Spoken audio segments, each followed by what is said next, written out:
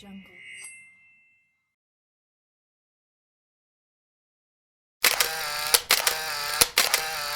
Bismillahirrahmanirrahim. Assalamualaikum warahmatullahi wabarakatuh.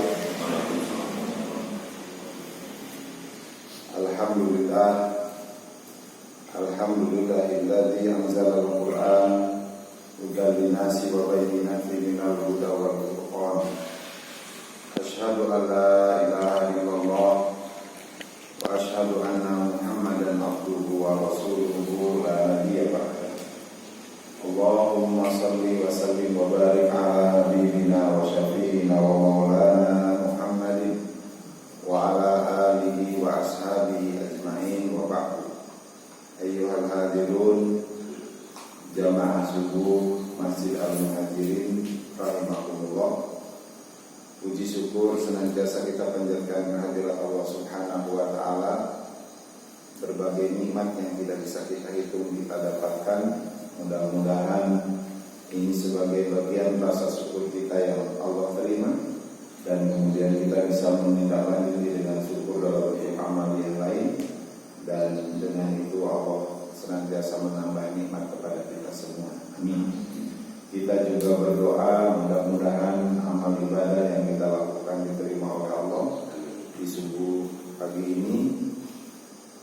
Sholat kita menjadi sholat yang lebih baik daripada sholat-sholat sebelumnya, dan kita juga berdoa sujud kita memperlancar aliran darah dari berbagai anatomi tubuh, dari berbagai bagian tubuh lain mengalir ke kepala kita, sehingga kesehatan kita bertambah dan kita terhindar dari berbagai penyakit termasuk stroke di antaranya.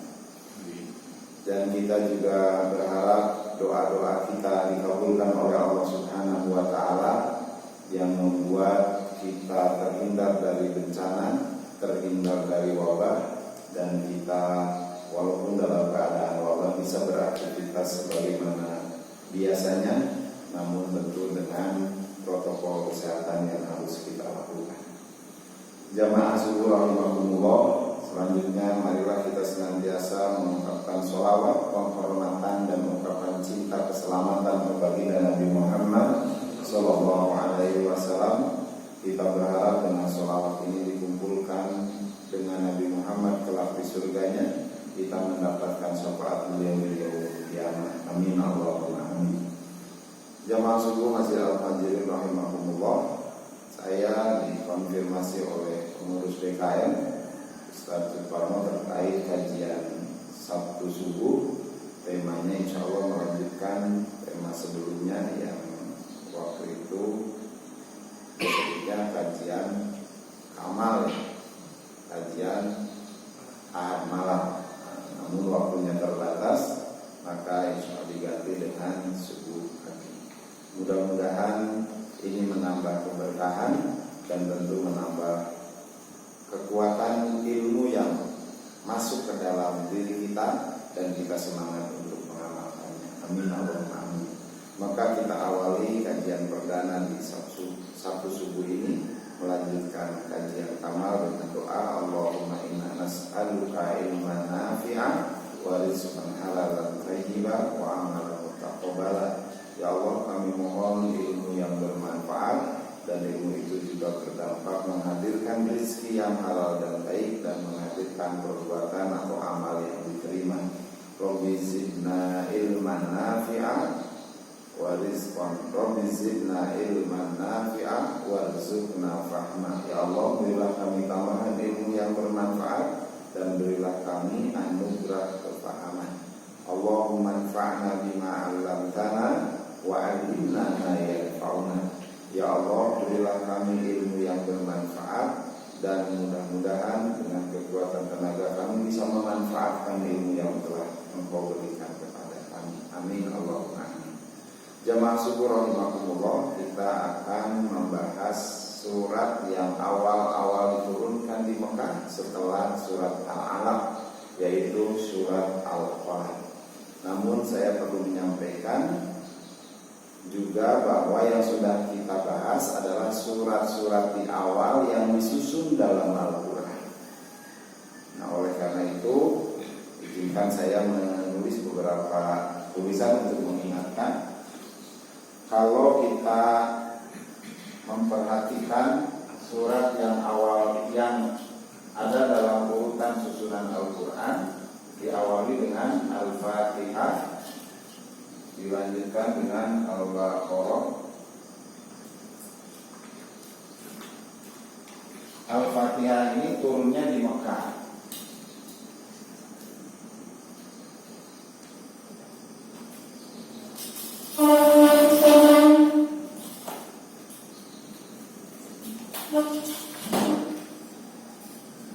Ini surat Makkiyah, tapi disusun di awal Al-Quran.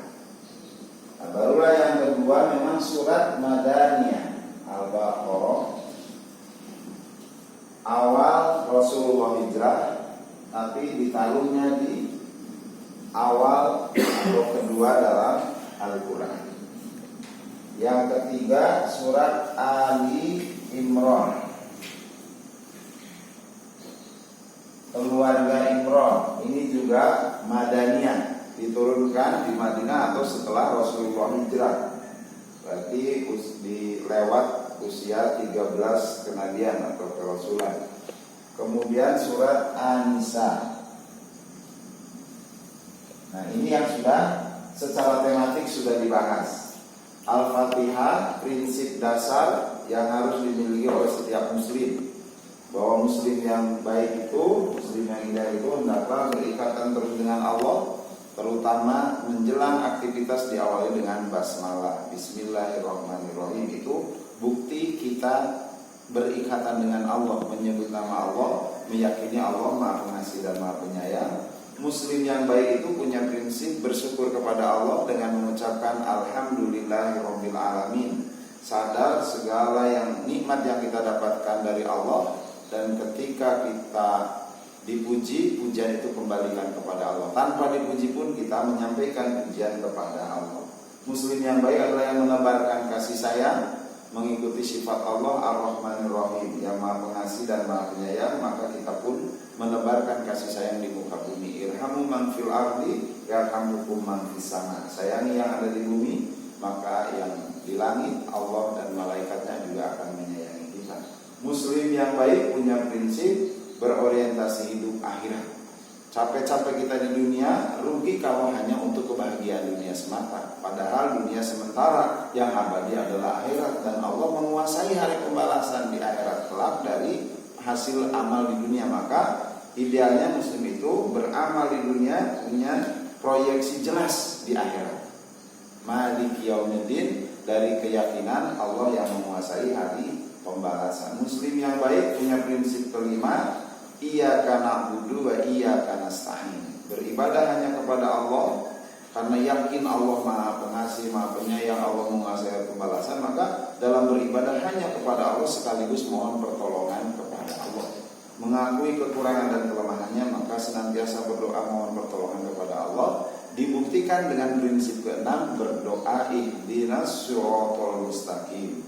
Ya Allah, tunjukkan kami ke jalan yang lurus. Siratal ladzina an'amta 'alaihim. Prinsip ketujuh, berhati-hati supaya terus dalam kebaikan sebagaimana orang-orang yang diberi nikmat oleh Allah, para nabi, para syuhada, para siddiqin, dan para sholihin. Paling tidak kita berusaha soleh dan berdekatan dengan orang soleh. Sekaligus waspada jangan terjerumus ke ciri-ciri orang yang dimurkai Allah dan orang yang sesat, yang melakukan penipuan, yang melakukan kejahatan, atau yang menambah sesembahan. Itu bagian dari yang dimurkai dan sesat.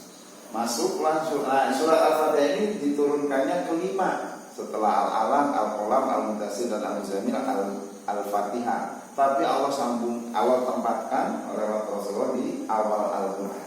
Barulah surat Al-Baqarah diturunkannya di Madinah, tapi ditaruhnya di kedua dalam Al-Quran. Temanya banyak dalam Al-Baqarah, ada syariah, ada muamalah, ada ibadah. Tapi di antara tema yang penting untuk kami sampaikan adalah Al-Baqarah membahas kemasyarakatan.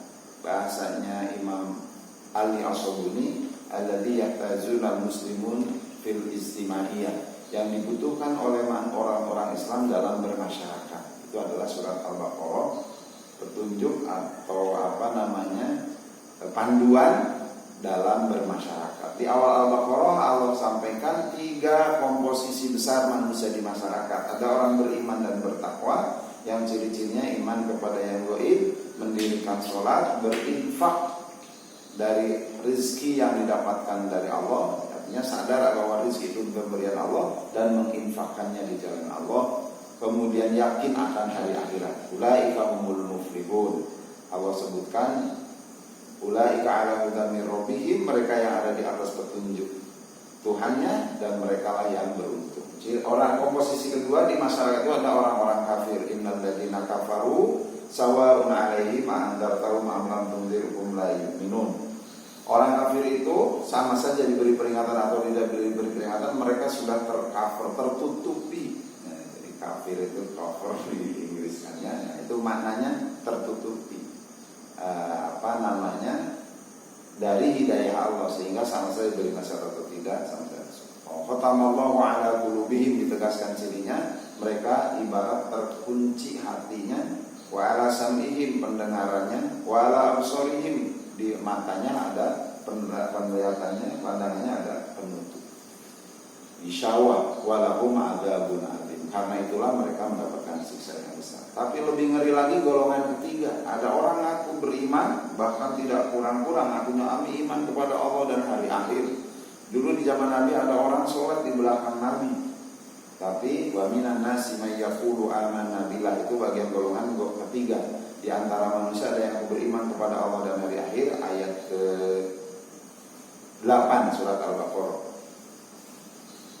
Wa minan nasi may yaqulu amanna billahi wal yaumil akhir wa ma hum bimu'minin. Ngaku beriman kepada Allah dan hari akhir tapi mereka tidak beriman. Fi qulubihim maradun, dalam hatinya ada penyakit. Fazadahumullahu maradun, karena penyakitnya dibiarkan Allah pun menambah lagi sakitnya. Walahum adzabun alimun. Nah, inilah ngerinya, mereka mendapatkan siksa yang menyedihkan, menyakitkan. Di ayat lain fidzarkil asfali minan nar. Di orang kafir, orang munafik itu masuk neraka, sementara orang munafik itu yang di dasarnya. Walahum adzabun alim bima kanu yakdzibun, karena memang mereka berdusta, ngaku beriman tapi tidak beriman. Ini di surat Al-Baqarah. Nah, kelanjutan surat Al-Baqarah adalah, kalau di awalnya memahami bahwa kita tahu di masyarakat ada 3 komposisi golongan masyarakat tadi, maka hendaklah bagi kita bagaimana kita konsisten dan komitmen dengan ciri ketakwaan dan keimanan, menghindari ciri kekafiran dan kemunafikan, dan barulah kemudian membangun terjun di masyarakat dengan bekal dari surat Al-Baqarah. Terjun di masyarakat, membangun masyarakat, kuatkan keimanan, maka bicara keimanan ada di masyarakat. Bangun keluarga, pernikahan, antuqimah hududallah, menegakkan hukum Allah. Tujuan dari pernikahan disebutkan di masyarakat, di surat Al-Baqarah. Karena logikanya membangun masyarakat tidak mungkin tanpa membangun keluarga. Dan berikutnya di surat Al-Baqarah juga disampaikan ada penyakit yang harus dijauhi dan dijauhkan. Yas'alunaka 'anil khamri wal maisir. Jauhi, orang-orang bertanya tentang judi dan minuman keras. Nah, itu dulu di zaman Rasulullah orang-orang bertanya kepada Nabi Muhammad, karena mereka ada yang masih seperti itu. Rasulullah sampaikan qul fihi ma ismun kabir wa manafi'u linnas. Di dalam keduanya itu ada dosa yang besar, walaupun ada sedikit manfaatnya. Wa ismuhuma akbaru min naf'ihima. Tapi di ayat lain nanti dijelaskan rizsum min amali syaitan. Yang jelas bagi kita sudah jelas itu penyakit masyarakat yang harus dijauhi dan dijauhkan, termasuk penyakit zina, penyakit sosial lainnya, dan juga penyakit ekonomi dibahas di masyarakat. Riba wa yurbis sadaqah wa daru ma baqiya min riba, dan jauh dan tinggalkanlah yang tersisa dari riba, karena itu penyakit ekonomi. Membangun ekonomi juga disebutkan di surat Al-Baqarah tentang bagaimana muamalah, bagaimana jual beli, bagaimana utang piutang harus dicatat. Akhir surat Al-Baqarah kesadaran bahwa kehidupan bersama itu sering menghadirkan kesalahan, sering ada dosa. maka kita bermohon kepada Allah, la tu'akhidna in nasina aw akhtana, ya Allah, jangan kau timpakan kami siksa jika kami memang lupa atau salah. Wa'fu anna waghfir lana, ampunan mohonkan kepada Allah di akhir Al-Baqarah, diingat-ingat terus kepada kita. Itu kurang lebih secara singkat tema surat Al-Baqarah dan masalah. Nah, adapun Ali Imran menguatkan tentang keluarga yang dibahas di surat Al-Baqarah, karena di Ali Imran ditampilkan contoh dua keluarga yang menjadi keluarga pilihan. Innallaha astafa Adama wa Nuha wa ala Ibrahim wa ala Imran ala alamin. Sesungguhnya Allah telah memilih Adam, tidak disebutkan keluarganya. Allah telah memilih Nuh, tidak disebutkan keluarganya. Tapi begitu menyebut Nabi Ibrahim, Allah menyebutkan keluarga Ibrahim. Begitu menyebut Imran, Allah menyebutkan keluarga Imran. Tentu ada hikmah besar dari 4 pilihan itu. Pertama, Adam tidak disebutkan keluarganya karena ada anggota keluarga Adam yang tidak taat kepada Adam, tidak taat kepada aturan Allah, membunuh saudaranya. Padahal aturannya sudah jelas, tapi karena irinya, karena dengkinya membunuh saudaranya dalam hal perjodohan. Walaupun Adamnya pilihan, beliau berjuang menjadi Nabi dan Rasul untuk berdakwah. Demikian juga Nabi Nuh, 950 tahun berdakwah, sampai olok-olok dihina oleh umatnya juga terus komitmen berdakwah. Tapi ternyata Allah menentukan dengan memberikan balai, memberikan ujian, memberikan bencana kepada umatnya dengan banjir besar, termasuk anaknya tidak taat kepada Nabi Nuh yang bernama Kan'an. Maka Nuh tidak disebut keluarga pilihan, walaupun Nabi Nuhnya masuk dalam manusia pilihan. Nah, begitu Ibrahim menjadi manusia, keluarga yang dipilihnya itu bukan hanya Nabi Ibrahim, karena luar biasa Nabi Ibrahim berjuang dari muda, rumah tangga dengan Sarah, berjuang meneruskan dakwah di Palestina, hijrah ke Mesir sebentar, pergi kembali lagi ke Palestina, menikah dengan Hajar, dan kemudian melahirkan Ismail dari Hajar. Sementara Sarah belum punya anak, maka menyebarkan markas dakwahnya. Nabi Ibrahim mengajak Hajar ke Mekah, sementara Sarah tetap di Palestina. Sarah nanti punya anak Ishak. Kedua-duanya dibina oleh Nabi Ibrahim, istrinya menjadi wanita sholihah, anaknya menjadi rasul, menjadi nabi, yaitu Ismail dan Ishak. Makanya idealnya beliau disebut keluarga pilihan. Ali Imran menegaskan, walaupun banyak tema, ada syariah, ada ibadah dan sebagainya, tapi diantaranya tema keluarga, menegaskan bahwa bermasyarakat perlu menguatkan keluarga. Surat keempat, surat An-Nisa ini, Al-Baqarah, Ali Imran dan An-Nisa, surat yang diturunkan setelah hijrah, surat Madaniyah. Nah, di surat An-Nisa ini membahas tentang urgensi perempuan, wanita, walaupun banyak bahasan lain. Dan diantaranya perempuan ketika sudah berkeluarga tidak lepas dari kepemimpinan laki-laki. Ar-rijalu qawwamuna 'alan nisa, surat An-Nisa ayat ke-30. Kalau yang tadi surat Al-Imran ayat 33. Nah, di surat An-Nisa ayat 34, laki-laki menjadi pemimpin atas wanita karena Allah beri keunggulan. Dan diantaranya keunggulannya memberi nafkah, mendidik, membina dan memimpinnya. Maka pastikan suami menjadi pemimpin wanita, dan orientasinya atau targetnya adalah as-sholihatu, istri kita dijadikan wanita yang sholih. Kalau sudah sholihah, ditingkatkan kesolehannya.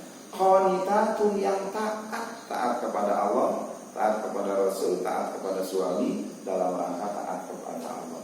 Hafizatun, yang bisa menjaga diri, ada suami atau tidak ada suami, dia adalah tetap wanita sholihah, dia adalah tetap wanita yang qanitat. Surat An-Nisa ayat 34. Apa hubungannya? Perempuan dibahas dengan jelas sampai ada judul suratnya, dan gak ada judul surat Ar-Rijal, gak ada judul surat laki-laki. Wanita bagian dari terpenting membangun keluarga. Di tadi Nabi Nuh, Nabi Lut contohnya, itu tidak disebut menjadi keluarga pilihan karena wanitanya tidak hadir sebagai wanita yang sholih. Tapi begitu Nabi Ibrahim disebut keluarga pilihan. Imran yang itu contohnya Rasul semua, ada Imran, bukan Nabi dan Rasul, tapi disebut keluarga pilihan. Karena Imran mendidik istri menjadi wanita sholihah, begitu ditinggal oleh Imran, meninggal dalam keadaan hamil tua, kemudian beliau berdoa melahirkan, memelihara bayi anaknya hingga melengkapi pendidikannya dengan menitipkan ke Nabi Zakaria. Jadilah Maryam wanita solihah, wanita yang taat, wanita yang menjaga diri, maka Allah hadirkan ruh ke dalam rahimnya dan lahirlah Nabi Isa alaihi salam. Itu di surat Ali Imran dan di surat Maryam dibahas tentang perjuangan Imran dengan istrinya sehingga menjadi keluarga pilihan. Wanita membentuk keluarga bersama suami, membina anak, dan keluarga-keluarga yang baik akan membentuk masyarakat yang baik. Masyarakat yang baik itu ada di surat Al-Baqarah, dan tentunya bekalnya adalah pribadi-pribadi yang ke masyarakat dan ke keluarga itu dikuatkan dengan Al-Fatihah. Adapun surat, sekarang masuklah pembahasan. Adapun surat yang awal-awal diturunkan di Mekah atau surat Makkiyah, pertama surat Al-Alaq. Iqra bismi rabbikal ladzi khalaq. Bacalah dengan menyebut nama Tuhanmu yang mencipta. Yang menarik di surat Al-Alaq, di surat Al-Qalam, nanti di surat Al-Mudaththir, di surat Al-Muzammil tidak menyebutkan nama Allah dengan nama yang utama nama Allah, tapi dengan Rob. Karena apa? Karena orang Quraisy, orang Mekah itu mereka sudah latah, sudah biasa menyebut bahwa mereka percaya adanya pencipta Allah. Jadi mereka tidak sadar, tidak meyakini, tidak menindaklanjuti bahwa Allah itu sebagai Rob yang membina, yang mengatur, yang mengurusi, yang memfasilitasi. Sehingga kalau tidak sadar itu, kekayaannya menjadi kesombongannya, pinternya menjadi sombong bagi pemiliknya. Makanya di surat Al-Alaq Nabi Muhammad menerima ayat untuk disampaikan itu, Iqra, bacalah bismi rabbikal ladzi khalaq, dengan menyebut nama Rabbmu, nama Tuhanmu yang menciptakanmu, yang mengurusi kamu, yang memfasilitasi kamu. Alladzi khalaq, ditegaskan lagi yang menciptakan. Khalaqal Iqra bismi rabbikal ladzi khalaq, khalaqal insana min 'alaq, yang menciptakan manusia dari segumpal darah. Nanti banyak istilah awal penciptaan itu ada min sulalatin min tin, dari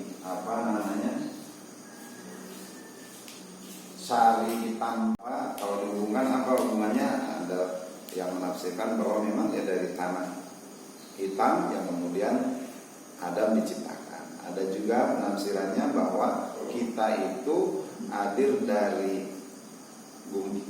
zigot kandung perpaduan antara sperma dan ovum. Sperma dan ovum itu dari saripati makanan, makanan itu dari tumbuhan, tumbuhan itu mengambil saripati yang ada di tanah, dan tanah yang paling bagus, yang banyak pupuknya adalah tanah kehitaman itu, kompos, kira-kira seperti itu. Sehingga nyambung bahwa semua kita min sulalatin min tin. Kemudian kalau min alaq adalah sudah berupa gumpalan darah, perpaduan antara sperma dan ovum yang menggantung di rahim. Karena saat itu semua orang mudah disadarkannya bahwa manusia itu hadir dari rahim ibunya, diawali dengan hadirnya darah menggantung di dinding rahim yang disebut alaq.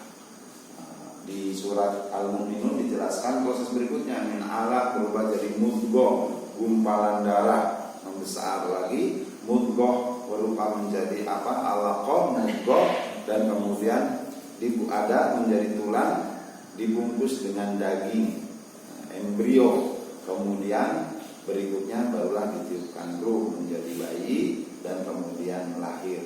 Tapi di surat Al-Alaq dipahamkan bahwa Allah menciptakan manusia diawali dengan gumpalan darah yang menggantung di rahim yang disebut Iqra wa rabbukal akram. Kemudian Nabi Muhammad mendapatkan wahyu, tentu kelak nanti untuk disampaikan kepada umatnya termasuk kita, Iqra bacalah wa rabbukal akram, dan Tuhanmu lah yang maha mulia.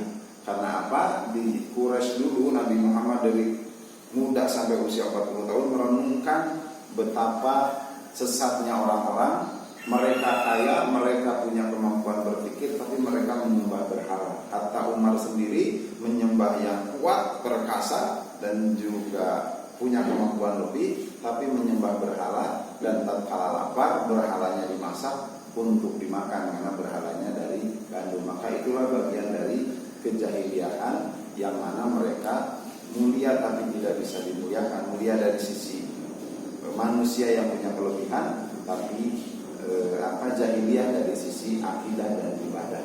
Maka ayat-ayat pertama menguatkan Nabi Muhammad dan juga untuk disampaikan kepada umatnya, warabbukal akram, membaca warabbukal akram. Walaupun Nabi Muhammad awalnya ma'an Nabi Qori, aku tidak bisa membaca, tapi ternyata bukan hanya membaca tulisan, tapi justru dia baca keadaan. Makanya Iqra bismi rabbikal ladzi khalaq. Itu ayat-ayat yang pertama diturunkan. Lanjutannya Iqra rabbukal alladzi 'allama bil qalam. Allah sebutkan bahwa Allah yang mengajari dengan al-qalam. Nah, alamal insana min Allah. Iqra rabbukal akram alladzi 'allama bil qalam 'allamal insana ma lam ya'lam. Yang mengajarkan manusia pengetahuan yang mereka tadinya tidak tahu. Nah, termasuk Nabi Adam. Nabi Adam itu langsung menguasai ilmu yang mana malaikat pun tidak sanggup menyebutkan nama-nama makhluk yang ada di muka bumi. Begitu Nabi Adam disebutkan, diajarkan, Nabi Adam bisa, maka malaikat pun mengakui. Di surat Al-Baqarah. Nah, surat Al-Alaq nanti dilanjut dengan surat Al-Qalam. Alat tulis.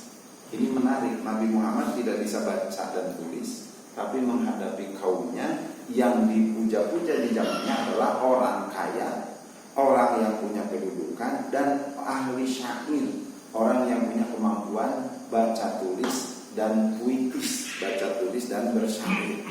Nah, makanya Rasulullah begitu menerima wahyu, memikirkan umat dan kemudian menerima wahyu, juga memang dipahamkan betapa pentingnya membaca dan betapa pentingnya alat tulis.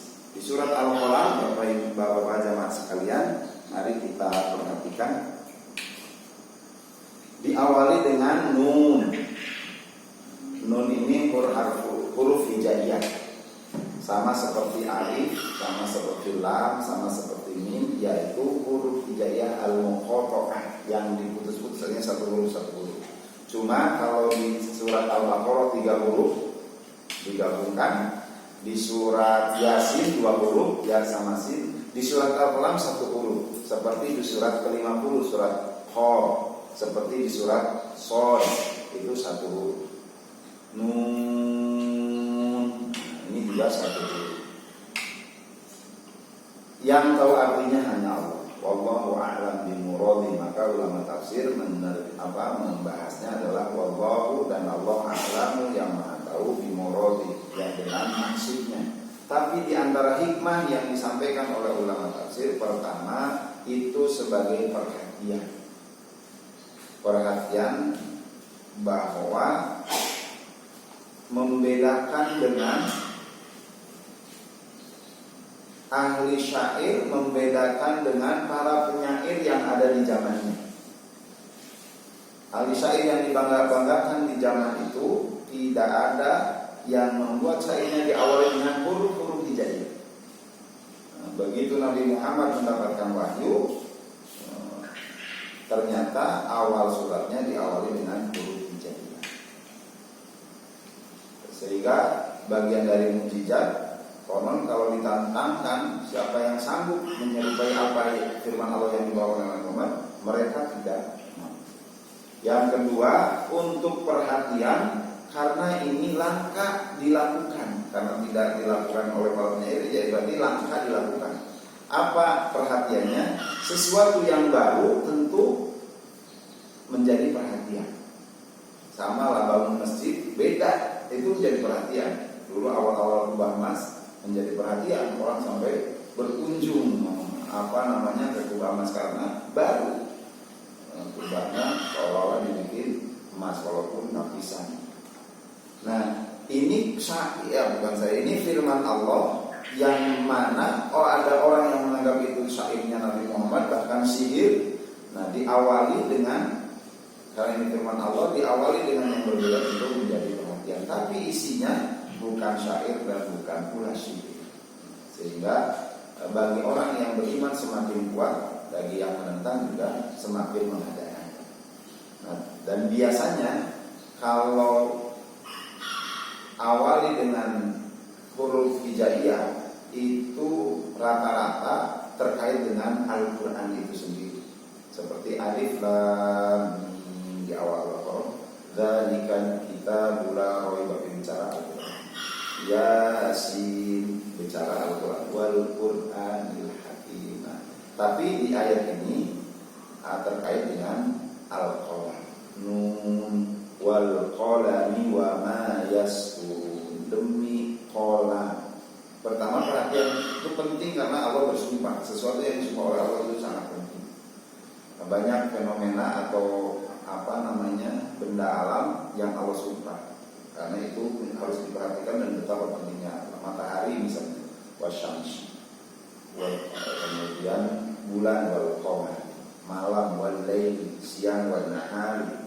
Allah sampai mengungkapkan kalau dunia ini malam terus orang susah, kalau siang terus juga susah. Berarti memang siang dan malam itu sangat penting. Nah, kemudian matahari, bulan, termasuk waktu.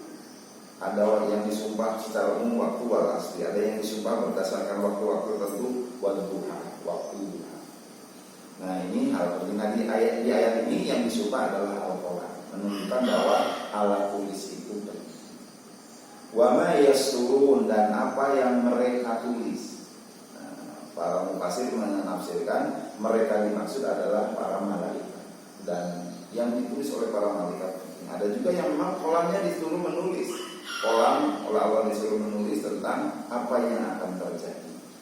Kalau bicara malaikat, baik yang akan terjadi ataupun malaikat yang bertugas mencatat amal-amal kita. Luar biasa, setiap orang didampingi oleh malaikat raqib dan atid, dan semuanya terekam. Di surat Qaf diabadikan, wa ma yalfidhu min qawlin illa ladayhi raqibun wa atidun.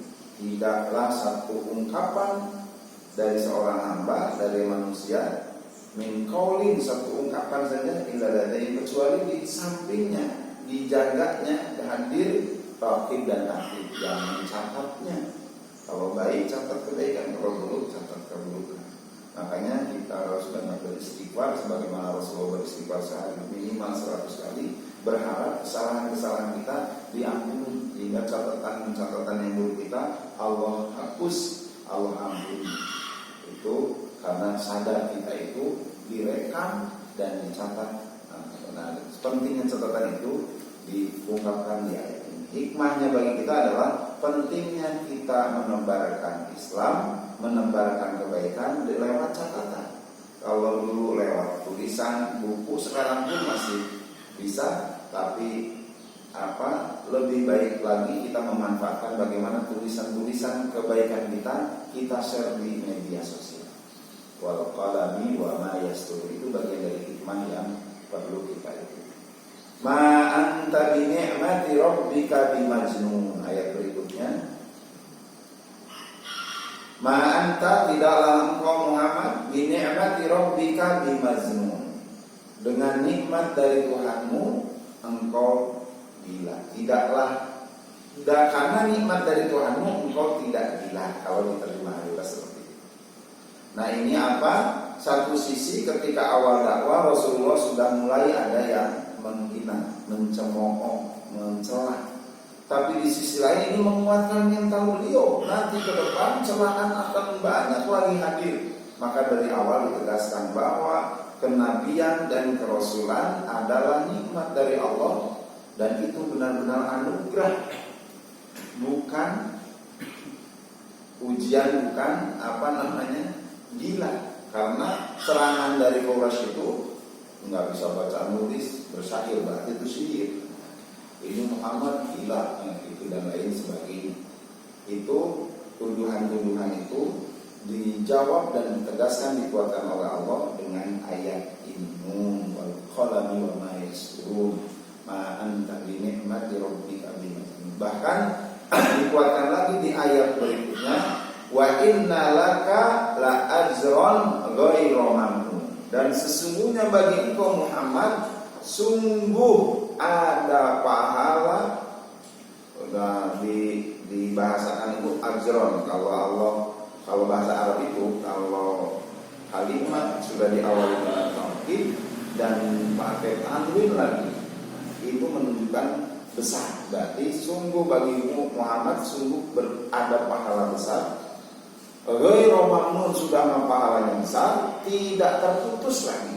Nah, ini hikmah bagi kita bahwa berdakwah meneruskan risalah Rasulullah, menebarkan nilai-nilai Islam itu akan mendapatkan pahala besar dan tidak terputus. Kalau Nabi Muhammad menyampaikan dakwah kepada Abu Bakar, Abu Bakar berdakwah kepada anaknya, kemudian menyampaikan dakwah kepada sahabat yang lain, mereka berdakwah melanjutkan, itulah bagian dari pahala yang tidak terputus. Mandala ala khairin walahu mislu ajri fa'ili. Barang siapa yang menunjukkan kepada kebaikan, maka dia mendapatkan semisal pahala pelakunya. Kita mendapatkan ilmu, kita amalkan, kita sampaikan ke istri, istri mengamalkan, kita sampaikan kepada anak, anak kita mengamalkan, kita sampaikan kepada teman, teman kita mengamalkan, mereka beramal dapat pahala, pahala itu pun kita dapatkan tanpa mengurangi pahala mereka. Azron ghairu, pahala yang tidak terputus dari sisi terus menerus, dan juga bagi mereka terus akan nyambung kepada keturunannya dan tidak terputus. Kedua, idza matanu adama in qata'a amalu, jika anak Adam meninggal amalnya terputus. Kita meninggal, kita telah mengajarkan anak kita, istri kita, keluarga kita, teman kita, mereka beramal, kita sudah meninggal tidak bisa beramal lagi, tapi pahala kebaikan mereka akan terus mengalir kepada kita. Karena itu masuk satu dari tiga yang akan terus mengalir walaupun kita sudah meninggal, yaitu ilmu ilmu yang disampaikan kepada orang dan dimanfaatkan. Selain di hadis itu anak yang soleh yang mendoakan orang tua atau sedekah jariah. Itu bagian dari la ajron ghairu mamnun. Dilanjutkan penguatan berikutnya kepada Nabi Muhammad bahwa dakwah ini butuh kekuatan mental, seperti pengurus masjid butuh kekuatan mental. Hanya orang-orang yang kuat mental yang bisa berdakwah mengurusi masjid. Nah, dulu Rasulullah juga demikian, Allah kuatkan di ayat ini, wa innaka dan sesungguhnya engkau la'ala khuluqin azim. Sesungguhnya bagimu la'ala, sungguh berada di atas khuluqin azim, akhlak yang besar, akhlak yang agung. Ini luar biasa bahwa Nabi Muhammad itu memang diuji oleh Allah, disebutkan oleh Allah memiliki akhlak yang agung, dan disebutkan oleh Allah akhlaknya itu bukan akhlak yang baik, tapi di atas akhlak yang baik, dan yang menyebut Allah yang maha agung. Kita bandingkan, kalau ada anak mengangkat meja ini berat, tapi bagi bapak-bapak ringan, sendiri pun bisa, tangan satu pun bisa. Nah, berarti kan relatif. Nah, bagi Allah, agungnya bagi Allah tentu luar biasa, tidak bisa kita bayangkan. Karena Nabi Muhammad itu dipuji oleh Allah memiliki akhlak yang. Jadi kalau Allah yang menyebutkan, berarti luar biasa akhlaknya. Dan terpuji kita dapatkan informasi dalam sejarah dan dalam berbagai hadis betapa mulianya Nabi Muhammad Sallallahu Alaihi Wasallam. Disuguhi minuman yang dianggapnya manis, tapi ternyata asin. Bukannya marah, bukannya ngomelin istrinya, tapi senyum yang hadir, istrinya diajak menikmati minuman. Itu akhlak beliau. Wahai istriku, udah lama kita berumah tangga, sering kau menyiapkan air untukku. Hari ini aku ingin minuman ini kita nikmati bersama. Padahal ingin menunjukkan nih minuman kok hasil lagi. Kalau kita kan gitu. Tapi dan akhlak mulia beliau adalah termasuk dakwah di Thaif.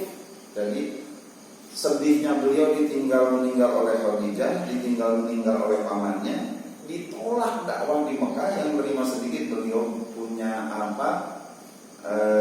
strategi tambahan wilayah berdakwah. Barangkali di Thaif orangnya kaya-kaya, banyak hasil pertaniannya. Kalau diingatkan itu pertaniannya relatif lebih baik daripada Mekah yang tandus. Nah, kalau diingatkan supaya bersyukur dan supaya menyembah Allah, taat kepada Allah, beribadah la ilaha illallah dan mau beriman kepada Rasulullah, mudah-mudahan banyak yang ternyata dakwah di Thaif malah dilempari.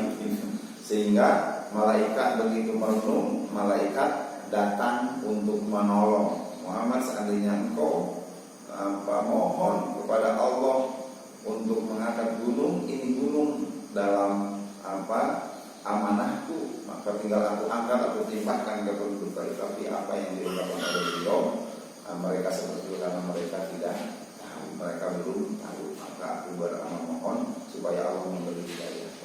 Nah, itulah bukti bahwa beliau la'ala khuluqin hasan.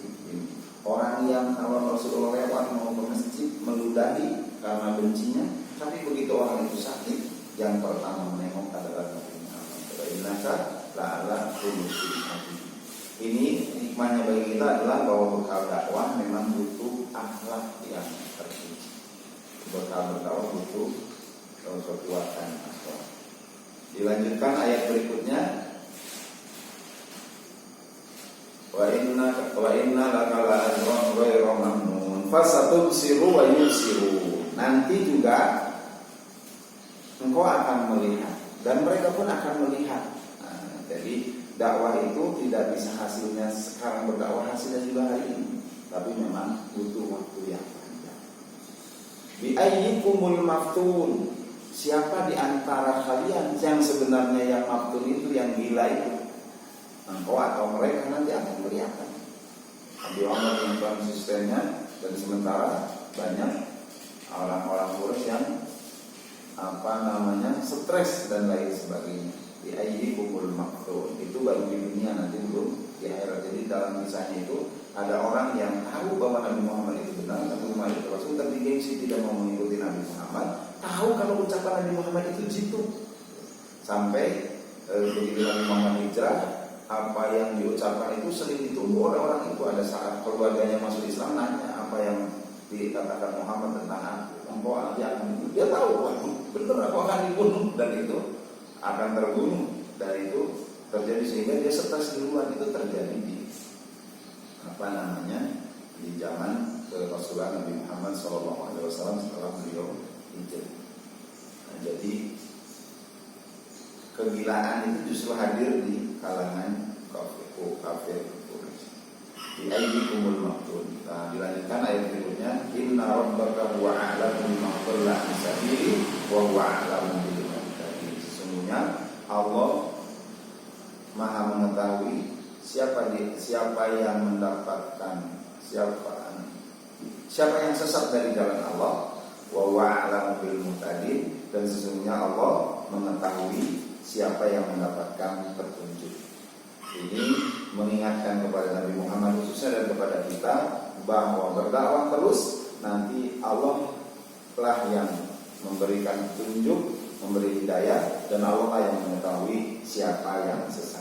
Jadi jangan terlalu terpengaruh oleh kesesatan orang, dan juga tidak perlu berbangga apalagi sampai sombong dengan banyaknya pengikut, banyaknya yang mendapatkan petunjuk, karena itu atas kehendak Allah. Tugas kita adalah amal dakwah, sampai kita berharap ingin masuk golongan waman ahsanu qawlan mimman da'a ilallah. Siapa yang lebih baik ungkapannya dibanding orang yang berdakwah ke jalan Allah. Maka kita ingin masuk golongan orang-orang yang masuk golongan yang baik, dan yang terbaik yaitu yang mau berdakwah.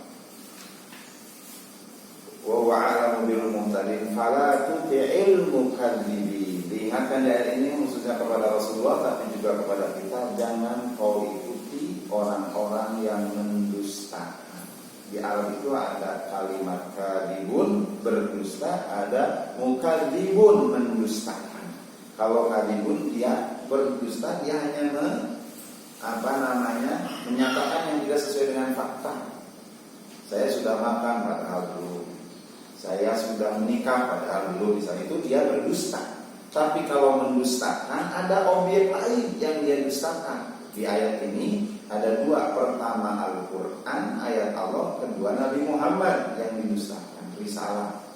Nah, sehingga kalau jelas orang-orang yang menolak dakwah Muhammad, orang-orang yang jelas menolak risalah, maka jangan diikuti. Para tuti'il mukadzibin. Inilah yang menjadi kekuatan mental Nabi Muhammad sampai akhir dakwahnya.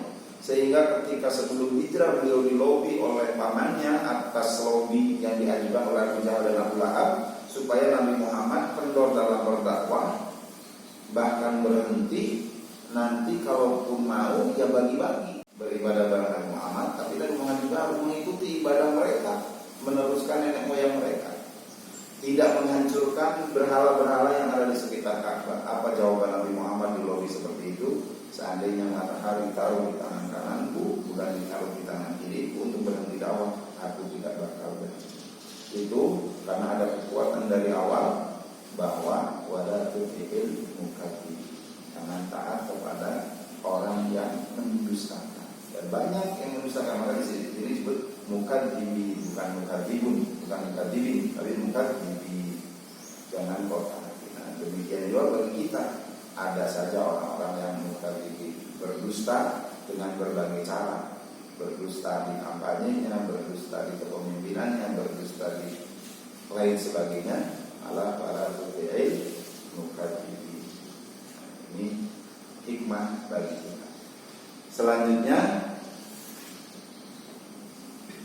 waddu law tudhinu fayudhinu. Menarik nih Pak. Orang Quraisy itu punya harapan kami akan lunak. Jadi mereka itu akan mengaku akan lunak, akan juga mengikuti, akan juga baik. Lalu tudhinu, seandainya engkau Muhammad juga lunak kepada mereka, tidak melarang kemusyrikan, tidak memberhentikan penyembahan berhala, tidak merubah-rubah peribadahan yang sudah berjalan. Lautunimun fayudhinu, maka mereka nanti juga akan lunak. Tapi karena sudah diketahui itu bagian dari kedustaan yang tidak boleh diikuti, maka wala tuti kulla halafin mahin. Ditegaskan di ayat berikutnya, jangan kau taati orang yang banyak bersumpah dan menghinakan. Jadi biasanya para mukadzibin, para pendusta itu mudah bersumpah dan menghinakan. Ya, baik menghinakan dirinya maupun menghinakan Rasulullah maupun menghinakan umat Islam. Itu adalah tujuan. Berarti kita perlu waspada tentang mengetahui al-mukadzibin dan yakin contoh-contohnya dulu hadir dan terus hadir. Zaman Fir'aun ada, zaman Abraha ada, zaman berikutnya juga ada, zaman sekarang juga ada. Al-mukadzibin halafin mahin. Jadi ada banyak istilah di ayat ini. Pertama mukadzibin, pendusta dan mendustakan. Yang kedua banyak bersumpah tapi tidak dipenuhi. Yang ketiga menghinakan. Nah berikutnya di antara karakternya hamajin masya'in binani. Menarik. Mereka banyak mencela dan celaannya itu jadikan opini. Kalau zaman dulu masya'in itu berjalan ke sana kemari, artinya menyebarkan celaan itu. Binani dan memfitnah lagi. Namim itu namimah. Jadi menyampaikan ke orang ini berbeda, menyampaikan orang ini berbeda sehingga orang dia teradu domba. Hamajim masya'in binani ini terjadi di zaman Rasulullah dan terus karena ini di awal-awal Rasul sudah diingatkan. Bukan hanya itu, manaimil khair, mencegah kepada kebaikan. Ini menarik di ayat ke-12.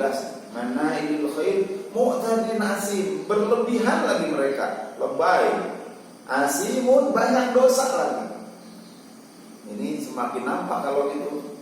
Kalau banyak tanda-tanda yang disebut ini, kita pun perhatikan di dunia saat ini, ternyata banyak kalau kita perhatikan. Nah, ini Rasulullah dulu di zaman Rasulullah disampaikan bahwa bekal berdakwah dikuatkan di surat Al-Qalam ini. Mu'tadin asim, utullin ba'da dzalika zanim. Mereka bahkan keras, sombong, bahkan zanim itu mudah menuduh, kemudian kayak menegaskan, kayak mencela kepada orang lain. Kenapa mereka bisa seperti itu? Latar belakangnya angkana mali wa bani. Mereka sombong karena merasa punya harta lebih dan punya bani, punya keturunan, punya pengikut yang banyak. Nah, biasanya kalau kita perhatikan di dunia ini, kalau orang banyak pengikutnya, kalau bicara organisasi, bicara partai yang merasa besar itu, apalagi punya harta lagi didukung oleh kekayaan, nah ini akan hadir karakter-karakter tadi, gampang mendustakan, gampang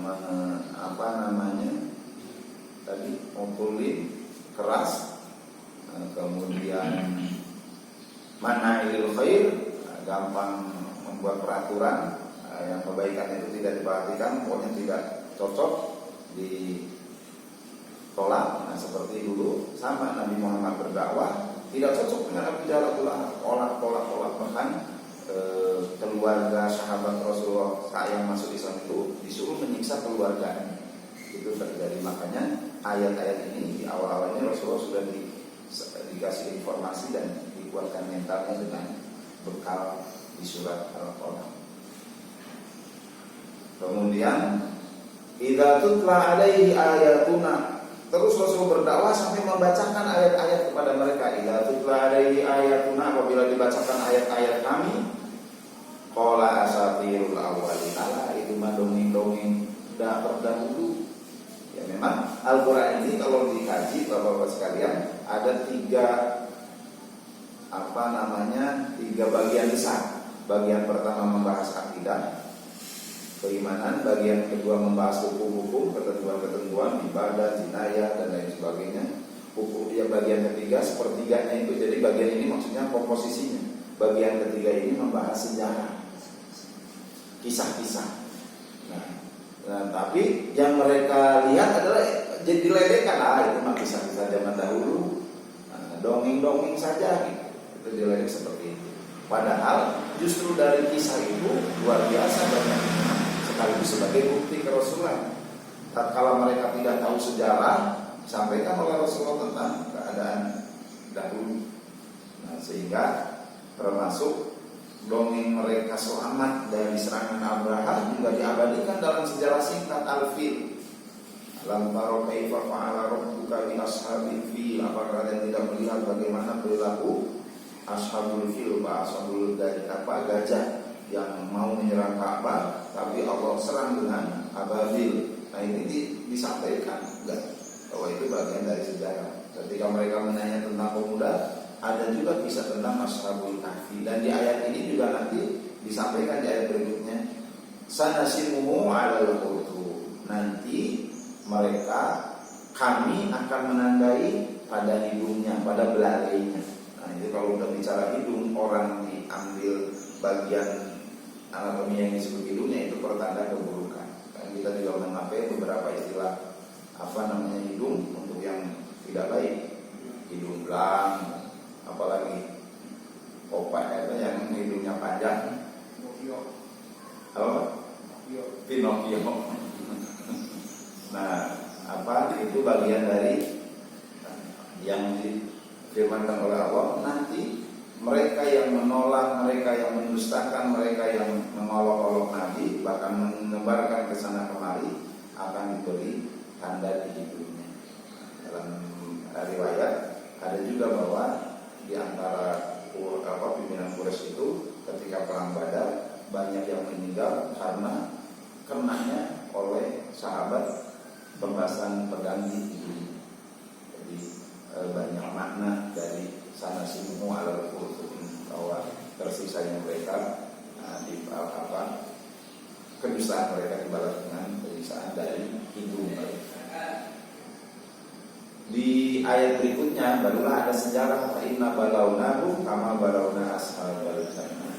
Nanti kami atau mereka akan mendapatkan musibah, mendapatkan siksaan sebagaimana juga kami dulu telah memberi siksaan kepada para pemilik kebun. Jadi para pemilik kebun itu yang zaman dahulu sukses pertaniannya. Ada Ashabul Ukhdud, ada ya pokoknya kaum-kaum terdahulu.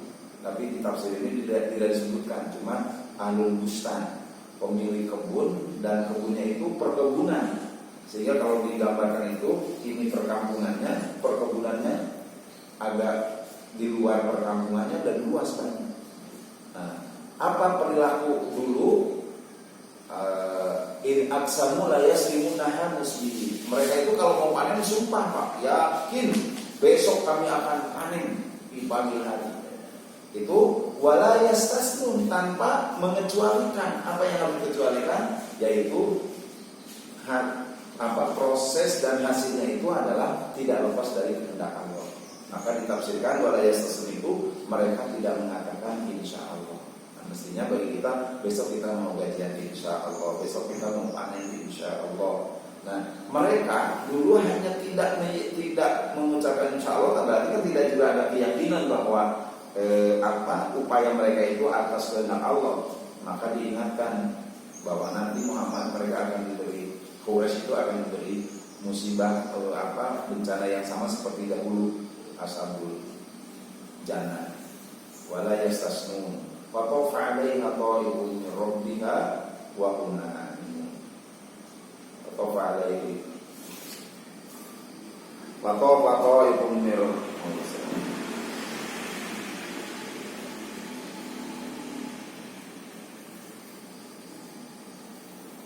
Fatafa 'alaiha ta'ifun min rabbihim wa hum na'imun. Jadi Allah menghadirkan ta'ifun itu serangan serangan itu bisa badai, bisa gempa, bisa apa yang membuat hancur. Wa hum na'imun, dalam keadaan mereka tidur. Tadinya sudah bersumpah besok akan panen, tapi kemudian menjelang panen mereka tidur. Sementara dalam sekilas Allah kirimkan ta'if. Kita sering mendengar kopan, ta'ifun gitu. Bisa juga ini tofan. Fa'asbahat khassorin, sampai di waktu pagi dini hari itu kebun-kebunnya itu khassorin, gelap, hitam. Ini digambarkan hancur. Kalau hancurnya sama tsunami lah, surat sama gempa bisa kembali kayak di Palu kan, amblas, tertimpa longsor. Nah itu kasori, fa'asbahat kasori, masih di waktu dini hari yang akan mereka rencanakan paginya itu mereka berpanen sudah hancur. Fatana daun musbihin, tapi mereka belum tahu. Maka mereka di pagi hari itu di kampungnya nih, belum ke kebunnya, di kampungnya fatana daun musbihin. Mereka berpagi-pagi itu saling menyeru, waduh siap-siap kita panen. Kemudian anigdu ala harsikum in kuntum sholimin, dengan kalimat ayo kita harus pagi-pagi karena kita akan panen. Jadi sudah kebayang kebanggaannya bahwa mereka kaya, punya kebun yang luar biasa, mereka panen. Tapi karena mereka tadi tidak ingat Allah, tidak mengucapkan insya Allah, tidak tahu, dan lalai kepada Allah, dan tidak tahu bahwa kebunnya itu telah hancur. Yang menarik berikutnya adalah fantolaku wa hum yatakhafafun alla yadkhulanaha yauma 'alaikum miskin. Mereka pergi berangkat bersama-sama sambil bercakap-cakap, ayo kita harus pagi-pagi, jangan sampai ada orang miskin masuk ke kebun kita untuk meminta. Untuk pura-pura membantu tapi meminta. Artinya apa? Mereka berkarakter makin kaya makin pelit. Nah, itu karakter orang terdahulu yang dikisahkan di ayat ini, dan nanti orang Quraisy akan mengalami seperti itu karena karakternya banyak yang sama. Tidak ingat Allah, diberi nasihat tidak, karena nanti juga ada di ayat berikutnya. Mereka ada yang memberi nasihat tapi tidak diikuti, setelah terjadi baru sadar. Nah, wagodau ala hardin qadirin, bahkan mereka pergi pagi-pagi untuk sengaja menghalangi atau menghindari dari kehadiran orang-orang miskin.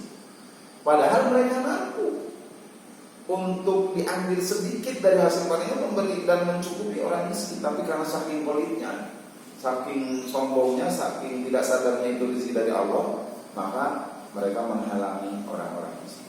Falamma ra'auha qalu inna ladhalun. Begitu mereka sampai ke kebunnya, mereka menyaksikan kebunnya, ternyata sudah gelap, sudah hitam, tidak ada kayak pembakar. Barulah mereka sadar, inna ladhalun, benar kami sesungguhnya ini kami sesat, tidak bisa berbuat apa-apa kalau sudah seperti ini. Qala bal nahnu mahrumun, yang dibayangkan akan panen bahkan kami tidak dapat apa-apa. Jangankan buahnya, pohonnya pun sudah tidak ada. Bal nahnu mahrumun. Barulah qala awsatuhum alam aqul lakum laula tusabbihun. Ada orang yang bijaksana di antara mereka, bukankah aku mengingatkan, mengatakan kepada kalian, alam aqul lakum, tidakkah aku mengatakan kepada kalian laula tusabbihun, kenapa kalian tidak bertasbih, mensucikan Allah, mengadukan Allah. Barulah mereka berkata, qalu, mereka berkata, subhana rabbina inna kunna zalimin, maha suci Tuhan kami yang memelihara, karena sadar bahwa kami bisa bertanam, kami bisa tanamannya bisa tumbuh itu karena Allah rohnya, karena Allah yang mengaturnya. Dan begitu kita tidak ingat Allah, Allah juga gampang menghancurkannya. Baru mereka sadar setelah hancur. Inna ila rabbina, ya apa tadi? Qalu subhana rabbina inna kunna zalimin, bahwa kami orang-orang yang berdosa. Nah, barulah di berikutnya qalu ya wailana inna kunna taghin, kami melampaui batas asa. Tapi mereka tetap namanya orang jadi pelajaran. Orang itu sadarnya biasanya kalau sudah tertimpa. Di ayat berikutnya, asa rabbuna ayyudibana khairan minha inna kunna raghibun, inna ila rabbina raghibun. Kami berharap Tuhan kami bisa menggantikan yang lebih baik. Kami hanya berharap dan kami raghibun, berharap besar kepada Allah.